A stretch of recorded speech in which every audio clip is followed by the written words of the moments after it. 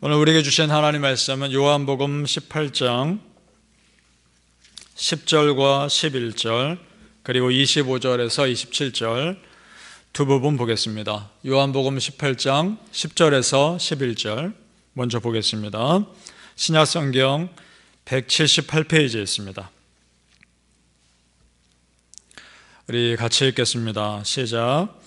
이에 시몬 베드로가 칼을 가졌는데 그것을 빼어 대제사장의 종을 쳐서 오른편 귀를 베어버리니 그 종의 이름은 말고라. 예수께서 베드로더러 이르시되 칼을 칼집에 꽂으라. 아버지께서 주신 잔을 내가 마시지 아니하겠느냐 하시니라.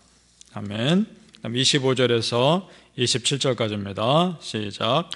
시몬 베드로가 서서 불을 쬐더니 사람들이 묻되 너도 그 제자 중 하나가 아니냐? 베드로가 부인하여 이르되 나는 아니라 하니 대제사장의 종 하나는 베드로에게 귀를 잘린 사람의 친척이라. 이르되 네가 그 사람과 함께 동산에 있는 것을 내가 보지 아니하였느냐? 이에 베드로가 또 부인하니 곧 닭이 울더라. 아멘. 이 새벽에 예배하신 은혜가 우리 모든 성도님들과 함께 하시기를 예수님 이름으로 축복합니다. 아멘. 자, 오늘 18장부터는 본격적인 예수님의 십자가 고난이 시작됩니다.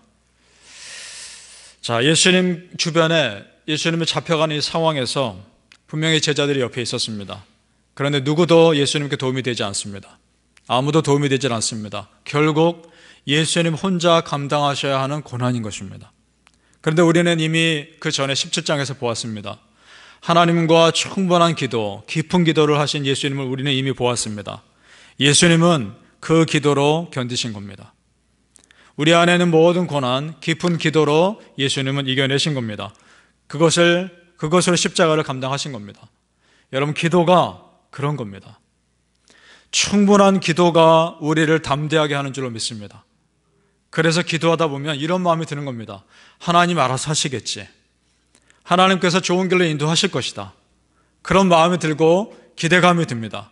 그래서 신기하죠. 기도하면 할수록 우리 안에는 염려와 두려움, 근심, 걱정 그것들이 크다가 점점 작아지는 것을 느끼게 됩니다. 그리고 우리 안에 오히려 소망이 생기고 기쁨이 생기는 것입니다. 그 기도로 여러분 삶을 이겨내시길 소망합니다. 마음 가운데 두둑한 백장이 드는 거죠. 예수님도 그러신 겁니다. 기도하면서 그 어려움들을 이겨내셨으리라 믿습니다. 우리도 마찬가지입니다. 우리 모든 상황 가운데 기도가 우리에게 그런 힘이 되는 줄로 믿습니다.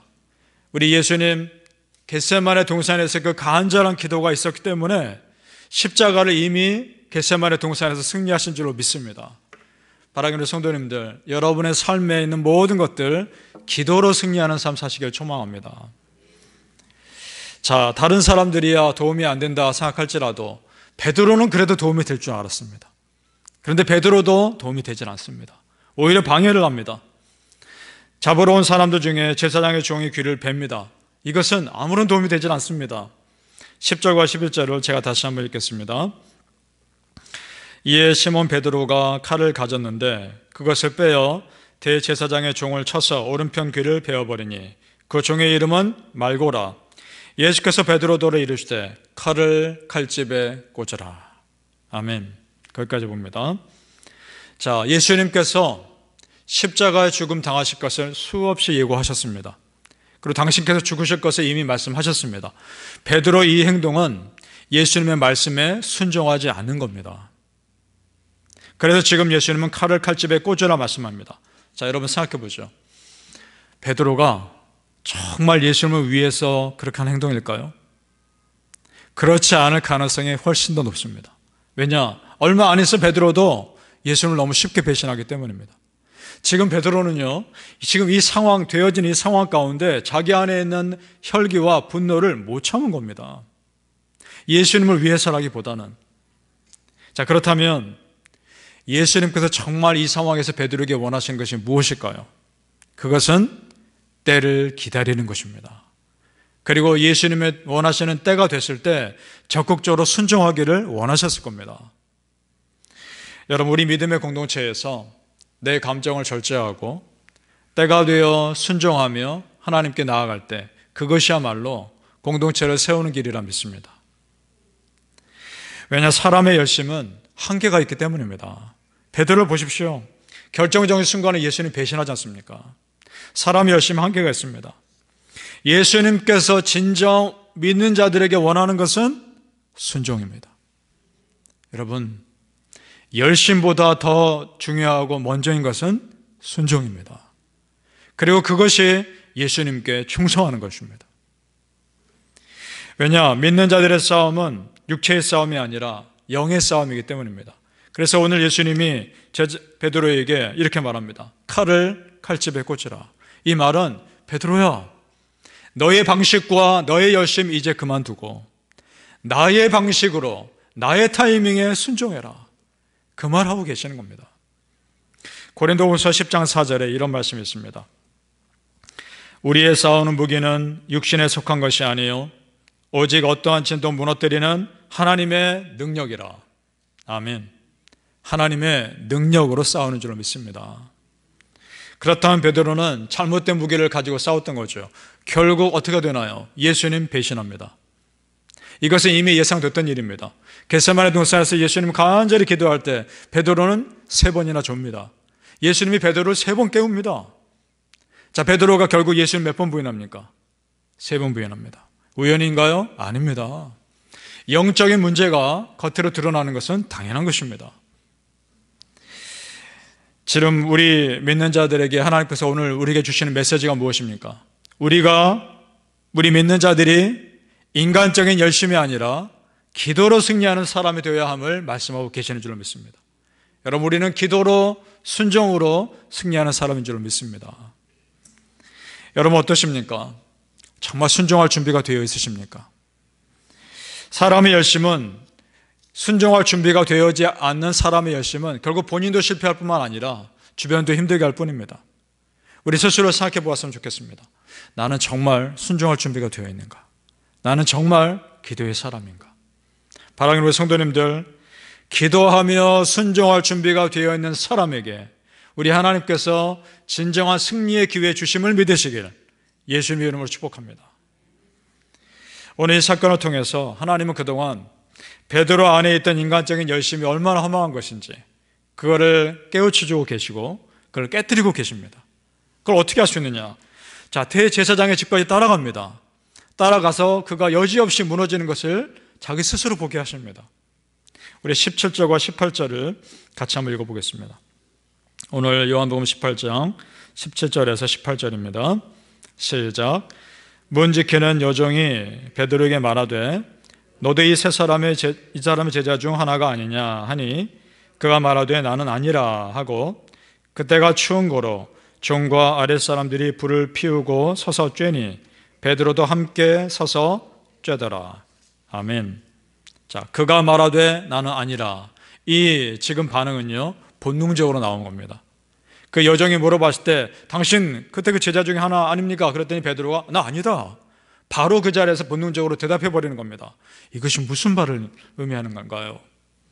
베드로는 제자로 사는 것이 아니었던 겁니다. 자기 열심과 자기 만족으로 따랐을지 모르나 참 제자로 살았던 것이 아니었던 겁니다. 그래서 자기가 불리한 상황이 되자 그 제자 신분을 너무나 가볍게 버리고 있는 것이죠.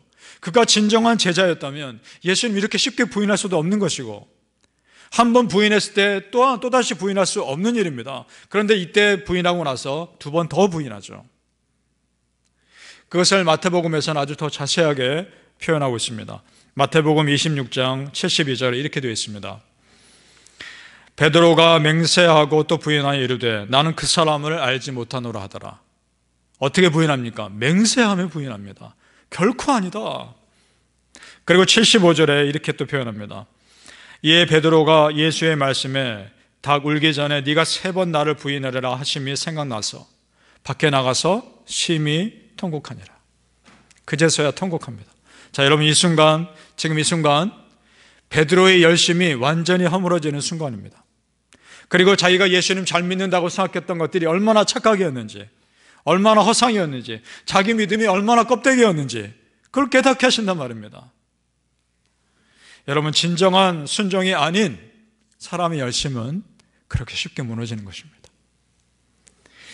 우리 성도님들, 우리 하나님 앞에 진실한 믿음의 사람으로 서시기를 바랍니다. 우리가 껍데기 신앙이 아니라 진실한 신앙인으로 서시기를 소망합니다. 찬양 중에 베드로의 고백이라는 찬양이 있습니다. 굉장히 오래된 찬양입니다. 여러분 혹시 아십니까? 베드로의 고백, 그 찬양 가사가 지금 이 베드로의 심정이 어땠는지를 잘 표현해서 한번 읽어드리겠습니다.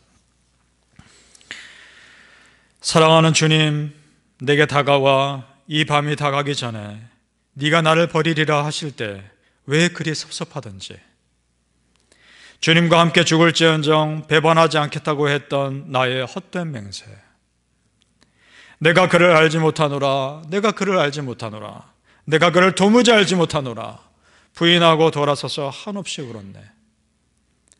내가 주를 잃고 방황했듯 주님도 나를 잃고 슬퍼했네. 하지만 나의 눈물보다 주님의 눈물 더 뜨거웠네. 이것이 가사입니다. 여러분, 우리 모두는 언제나 우리 예수님 배신할 가능성이 있는 사람들입니다. 누구도 장담할 수 없습니다. 우리는 다 베드로가 될 수 있습니다. 베드로처럼 무너질 수 있습니다.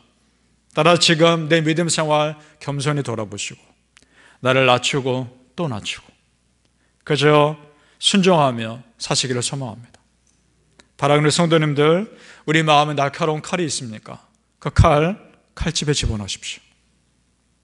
그리고 그저 예수님 사랑하시고 그저 예수님 말씀에 순종하며 그렇게 행복하게 사시기를 예수님 이름으로 축복합니다. 아멘. 기도하겠습니다. 아버지 하나님, 감사합니다. 그저 우리 마음에 칼이 있다면 칼집에 다 집어넣게 도와주시고 그저 우리는 예수님 말씀을 순종하며 따르게 하여 주옵소서. 나도 예수님 배신할 수 있는 사람이고 나도 너무나 순간적으로 예수님 앞에 믿음 무너뜨릴 수 있는 사람임을 알게 하시니 감사합니다. 그저 겸손히 나를 낮추고 또 낮추며 하나님 앞에 하루하루 매일 은혜를 구하며 살게 하여 주옵소서.